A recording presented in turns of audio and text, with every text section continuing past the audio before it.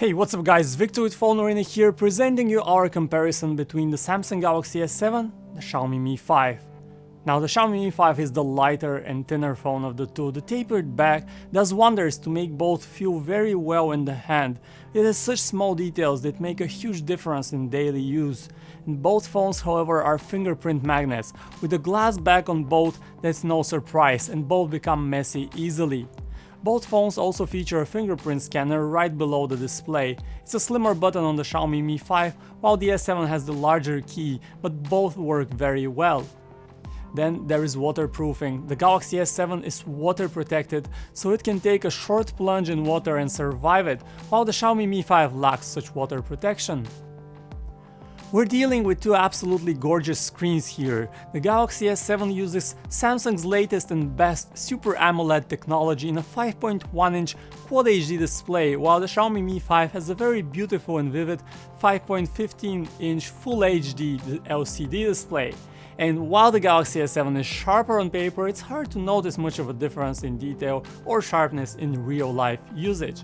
Colors on both look very good. When you put the Galaxy S7 in basic screen mode, it fits standard color targets nearly perfectly and looks very well balanced. The Mi 5 also gets very close to that standard. It has two great displays. It's also astonishing how bright the screen on the Mi 5 gets. With a peak brightness of nearly 640 nits, it compares well to the Galaxy S7 and outshines it. Samsung's custom TouchWiz user interface is probably the most recognizable face of the Android platform, despite the fact that it looks so different from stock Android. Then there is Xiaomi's MIUI 7 custom interface based on Android 6.0 Marshmallow, but stripped out of an app drawer and with a vastly different iconography and styling. In fact, MIUI looks a lot like iOS in many aspects. And both phones are very prone to customization. Both Samsung and Xiaomi support themes that let you change the wallpaper, icons, and overall appearance of the platform. Now this could be a deal breaker. The Mi 5 has very limited 4G LTE support, and chances are it won't work in many European countries as a 4G LTE phones, and the same goes for the US. Even in many parts of Europe, lots of European carriers rely on band 20, which the Mi 5 does not support. The Galaxy S7 in stark contrast supports all major bands for its target markets, and with full 4G LTE support you will get faster web page loads and downloads. Both the Samsung Galaxy S7 and Xiaomi Mi 5 rock the latest and Qualcomm's most powerful Snapdragon 820 system chip. It's worth noting that the Xiaomi Mi 5 comes in three different versions. First, we have the base version with a lower clock Snapdragon 820, 3GB of RAM and 32GB of storage, a mid-tier with a regular Snapdragon 820, 3GB of RAM and 64GB of storage, finally the upper tier Mi 5 with the regular Snapdragon 820, 4GB of RAM and 128GB of storage, which is plentiful.